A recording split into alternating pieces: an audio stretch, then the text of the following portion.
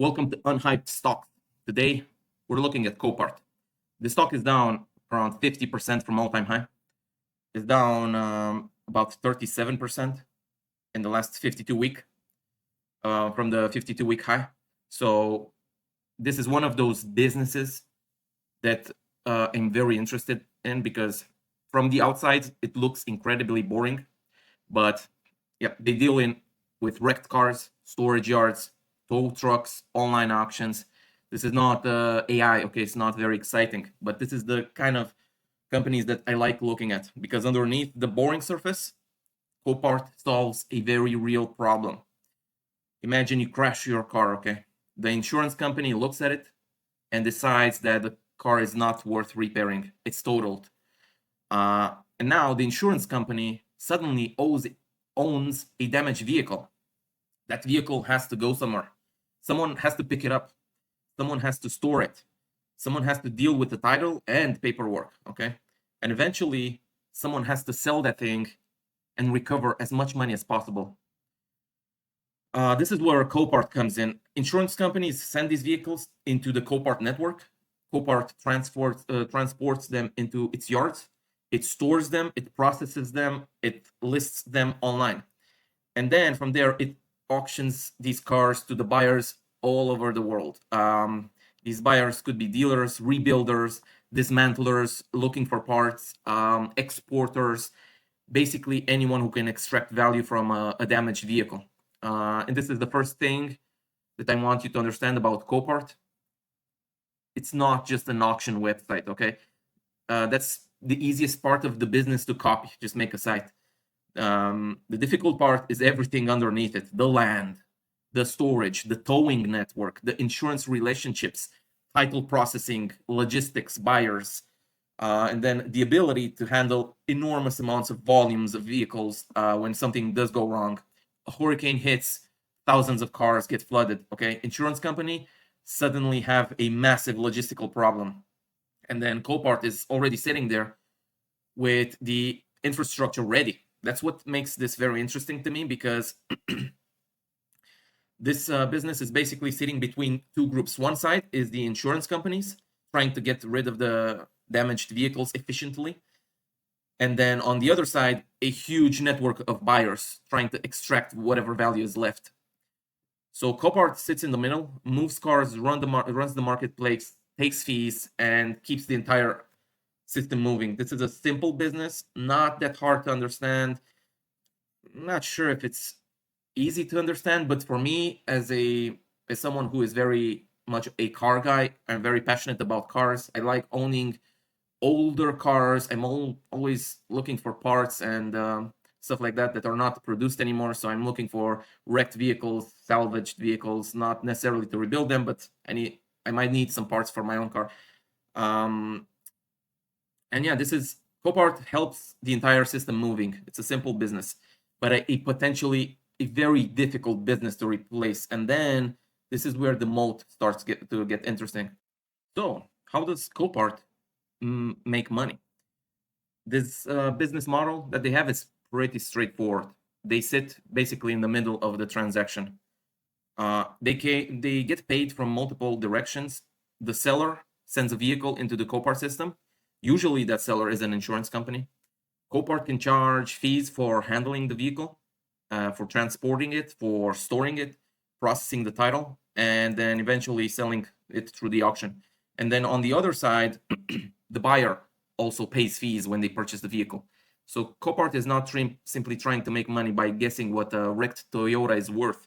They are operating the marketplace, okay? They are providing the infrastructure.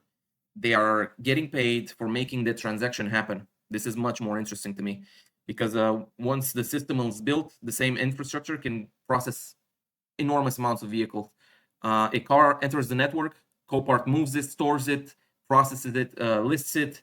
Thousands of buyers compete for it. The vehicle gets sold. Copart collects the fees, and then repeat. Another vehicle enters, and another, and another. So basically, this is a giant transaction machine. And the insurance company has a very obvious reasons to care about the quality of that machine.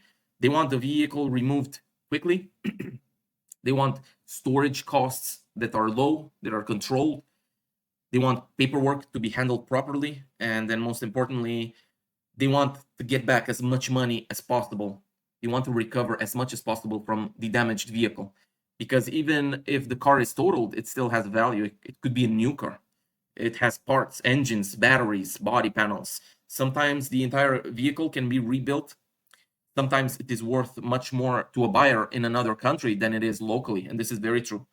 I'm from Romania. I'm from Europe.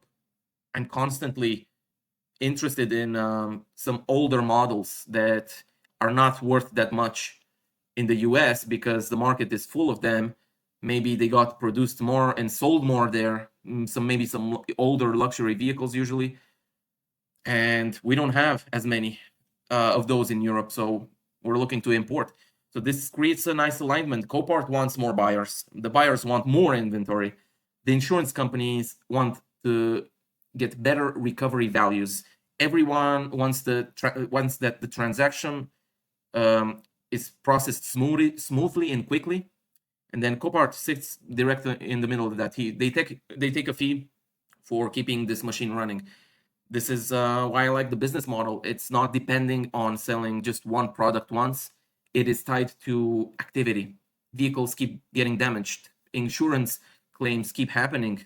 Cars keep getting totaled. And every time one of those vehicles needs to move through the system, Copart adds another opportunity to get paid. So once you understand that, the next part becomes much more important because this is where the Copart physical moat starts to matter. All right, so now we get to the part that I actually like because the auction website is not the moat. Like I said, anyone can build a website. So the moat is the physical infrastructure underneath it. Copart needs land, a lot of land, huge yards where they can just store thousands of damaged vehicles before they are processed and sold. That sounds very simple until you actually think about it. You cannot just buy a random field outside the city and start dumping wrecked cars there. There is zoning, permitting, environmental requirements, access for trucks, security, drainage, local regulation. And then you need enough location across the country so that insurance company can actually move vehicles quickly. This type of infrastructure takes years to build, years, if not decades. Okay, a lot of capital. You need the towing network, the logistics, the title processing, the staff, systems that you have implemented, insurance relationships, the buyers also. All of that has to work together. This is why I like businesses where the moat is built slowly. A competitor can just copy the website in a month, okay? But you cannot simply just copy 20 years of land acquisition, zoning approvals, logistics infrastructure, and then customer relationships in a year, okay? You cannot do that. Maybe not in 5 years, and then not in 7, not in 10. Okay, you need the same amount of time, 15, 20, 30 years. So let's say a hurricane hits, a flood destroys 1,000 cars. Suddenly, insurance companies have a giant mess. They need those vehicles collected, moved, stored, processed, and then sold fast. Okay, this is not the moment to test some new competitor just because their website looks nicer. They want an operator like Copart that already has all of those things: the yards, the trucks, the systems, capacity, and also reliability matters a lot. So this is a very solid moat. One of my favorite types because it's boring. Okay, no hype, no branding, not some vague promise about innovation. Okay, this is real infrastructure, real land, real operating complexity. Okay, there is extreme friction to try to replace this. And once this physical network is built for someone like Copart, it becomes extremely difficult for a new competitor to catch up. For a new player, anyway, because the competitor doesn't need just 1 yard. Okay, it needs a network. It needs coverage, enough coverage to matter.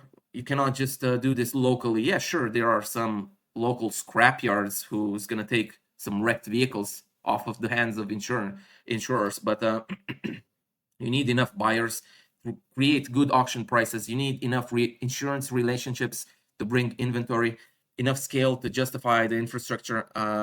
That is a much harder problem to solve for any new player that tries to come into this type of business. So this is where Copart really stopped looking like a website for wrecked cars, and it starts to look like infrastructure. And we can now add another layer on top of that, on top of the physical network that is very strong, like we talked about, which is the buyer network. All right, so here we have the marketplace flywheel.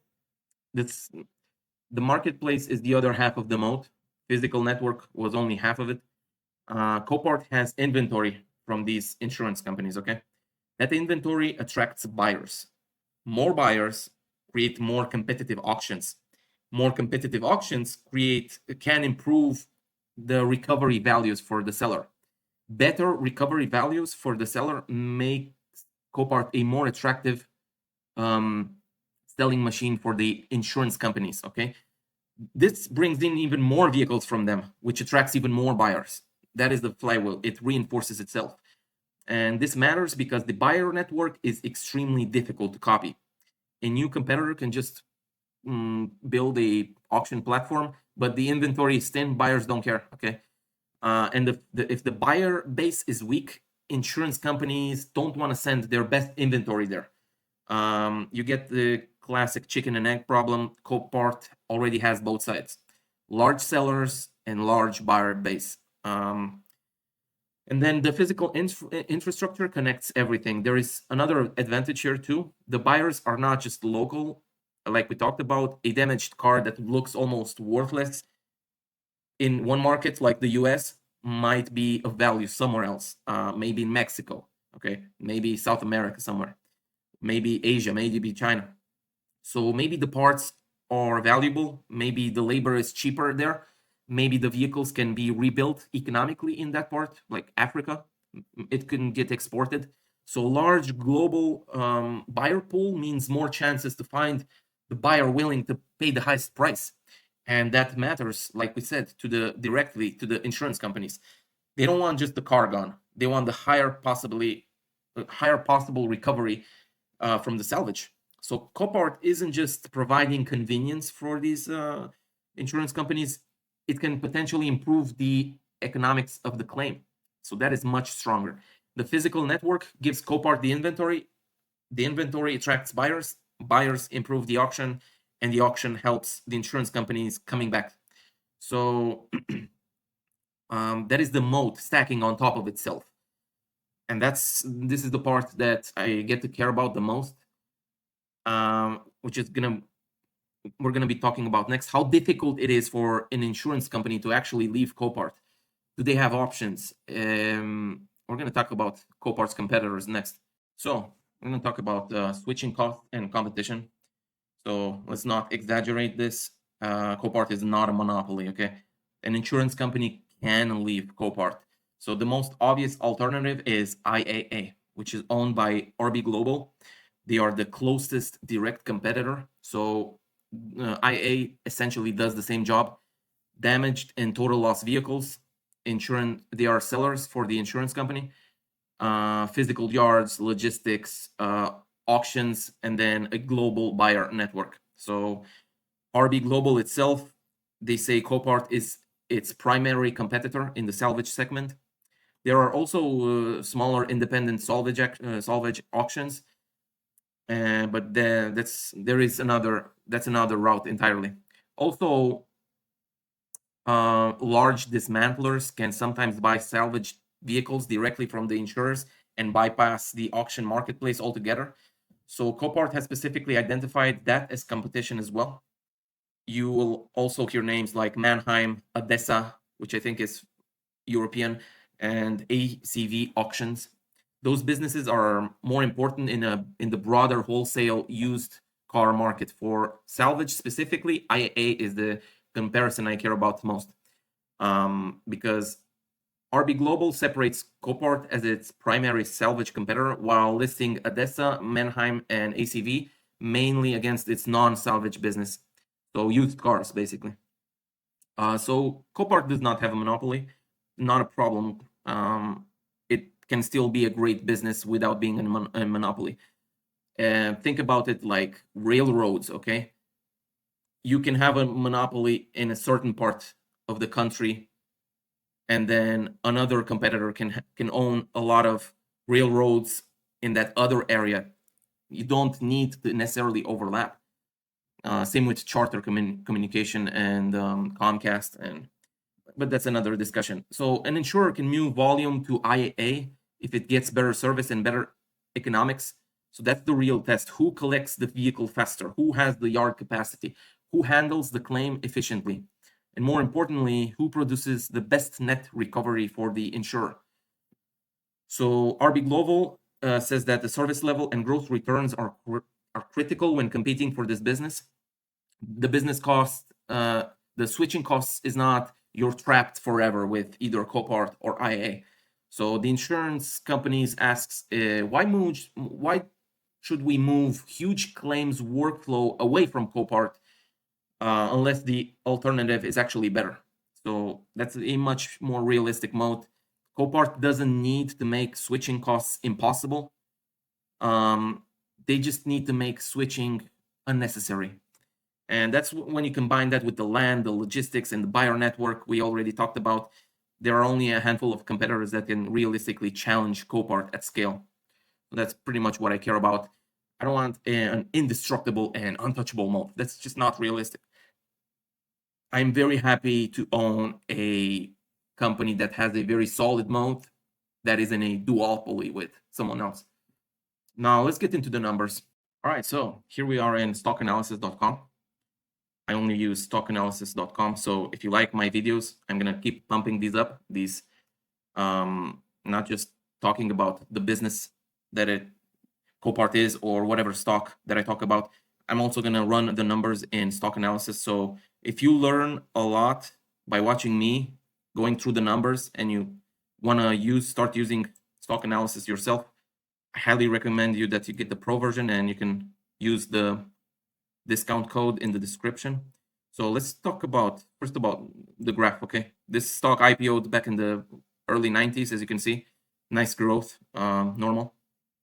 A business, it's not exponential growth, but just normal growth, solid business. You can see here what we talked about, that this took decades to build. But yeah, last 5 years, it's down more than 50% from the top back in May of 2025. So not that long ago, a little over a year. So quite a bit of time has passed. By the looks of it, the downtrend did not break, but in my opinion, 50% off is a very good entry point. Last time it went on a downswing, 2021 to 2022, about 40% drop, retest, and then went up from there. So we're buying it at some levels that we found back in like more than 4 years ago. So I'm pretty happy with that. It bounced in July from this 27 level. I mean, 26.5 was the last retest of the bottom in 2022. So it made sense that it bounced back around from this level. So right now, not a bad buy either, but yeah.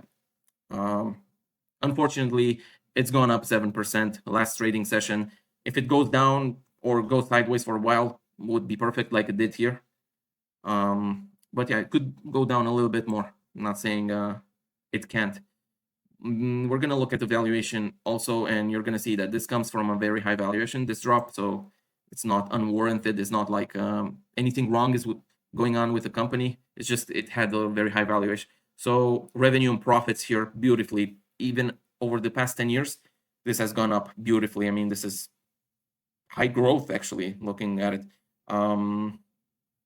Yeah, revenue growth. I mean, look at this, 10%, 14%, 8% in 2020, but I think a lot of people weren't moving that much, so probably not a great year for wrecked vehicles. And yeah, 2022, 30% revenue growth. Maybe they bought some other companies. I'm not sure what's happening with there, but yeah, 10%, 10%, 10%, trailing 12 months, 1% only. So we see a slowdown, could go up, back up to close to 10% by the end of the year. Not really sure about that.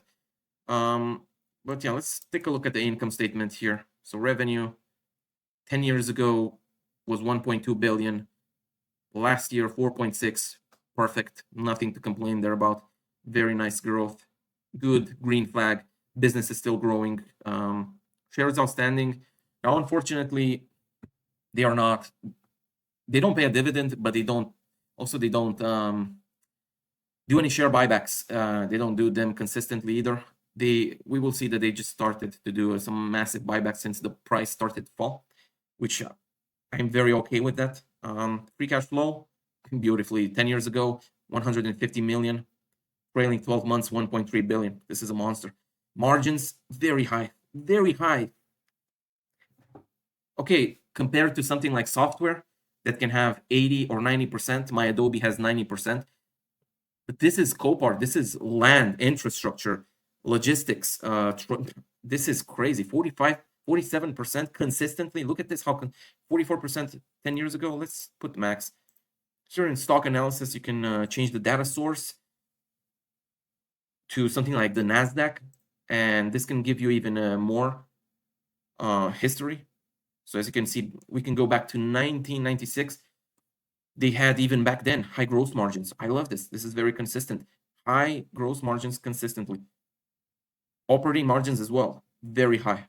And they are profitable. Like when they IPO'd, they had 18% operating margin. This is a great compounder, guys.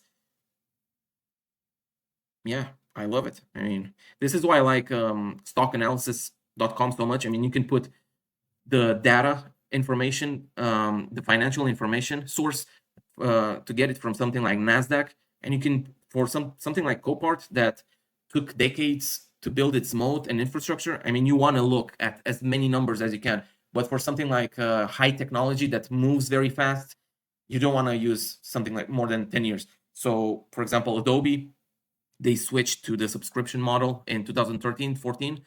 I don't want to really look at the margins before that. It was cyclical. So every time they brought out a new product, they were getting paid more for the license. So, but with something like Copart, you want to take a look at pretty much all the data that you can find. And this is great. This is why I love StockAnalysis so much. Last trailing 12, so last year, 27% FCF margin, trailing 12 months, 30%, let's say, all-time high. Perfect. No red flags. So stock went down 50%, which is a lot. Business has pretty much a little bit of slowdown in the top line growth. And yeah, nothing else. When it comes to the income statement, no red flags. Cash and equivalents, beautiful. Last year, they had 2.8 billion in the bank. Now they have even more. Total assets going up. Nice. Long-term debt, nothing. They have zero. Perfect. Current debt, nothing. I mean, I don't mind the company going into debt especially if they have high capex. But yeah, as you can see, this company uses no debt. It doesn't believe in debt. It doesn't believe in borrowing. No long-term debt, no short-term debt. I mean, what can I say? Obviously, this is not a red flag, but is it a green flag? Yes, but I just wouldn't mind them getting into debt. It's not a problem, a little bit anyway. Shareholders' equity going up very nicely. Yeah, you do not have any risk of this company ever going bankrupt. And the way it's run, yeah, total debt 93 million. Net cash 4 billion. Beautiful. So the market cap is like 30 billion. Net cash is over 4 billion. And we're going to take a look at the net cash flows. Net income last year 1.5, trailing 12 months 1.5 as well. This is probably going to go up 1.7 maybe this year. Share-based compensation, nothing. I mean, 38 million for the high margin that this has, and probably the large amounts of employees. Let's see statistics, metrics. Where's the employees history profile? Yeah, 11,000 employees. Not that few. Okay, not too many, but not low amount. What I want to take a look at in the balance sheet, in the cash flow statement, is net income, share-based compensation, free cash flow, of course, and I want to take a look at the net buybacks. So we're going to change. I'm not really used to the NASDAQ info here. So stock-based compensation, like we said, 38 million compared to the net income is nothing. You don't even feel it. So far, this company looks perfect for me in terms of the metrics. very high gross margins, no debt, no stock-based compensation. And also, as you can see here, repurchase of the common stock net is negative a lot. They don't really do repurchases. They do sporadically when stock price goes down or they really have excess cash. But as you can see here, trailing 12 months, they are doing 1.6 billion already, which is a lot compared to last year, which was 0. So what does this say? This is saying basically we are a very shareholder-friendly stock. If the stock drops, we support the levels by doing buybacks. Okay, we're not just gonna do buybacks at any price. Stock goes down, price gets lower and cheaper for us to buy, then we support the stock price. Exactly what I want to see. I don't want to see companies buying back stock at any price. This management, the way it's run, they run this company, I'm very impressed. Only green flags, no red flags so far. So yeah, free cash flow, beautifully. Higher and higher and higher. Trailing 12 months, free cash flow already higher than last year's. What more can you expect? I mean, very nice. I'm very happy about it. Actually own it in my margin account. This is one of those companies that I use as ballast in my margin account. And it's a very, very nice addition aside my other ballast companies. So 59 billion last year in April, probably even more than 60 billion. This is just for the quarter. Now we're down to 29 billion. So the market cap has dropped significantly. Forward P, let's look at the valuation. Forward P 19, was it lower in the past, at any point in the past 10 years? No, 21, 23, not even when it dropped in 2022, it got down to like 24. Now it's like 19. But yet we see just a little bit of slowdown in the top line revenue, which is not a problem at all, actually, because the margins are intact. They're still expanding. This can become a cash cow, basically. So what else? Let's take a look at return on invested capital by year annually. I don't want to look by quarter because 30%. This is beautiful. I mean, this is like a high-tech stock. I mean, this is like pretty much Apple. This has the metrics of Apple. Maybe not Apple, but yeah, something similar. High-tech. Very, very high return on invested capital. This can compound on itself at a very large clip. Very happy that I've got it. I managed to get it at this price. Return on capital employed. So this is how efficiently the whole business is operating at. 19%, 20%, also very, very high. Free cash flow yield, only 4.5%. Not extremely attractive, but in the history of this company, as you can see, it was running at 1.5, 2%. Compared to its history, this is very, very cheap right now. Not extremely cheap when compared to other companies that you could get. I mean, you could get Adobe for like more than 10%. Yeah, 10% right now because it went up in price a little bit. So 10% is double than Copart, and Adobe is not Copart, of course.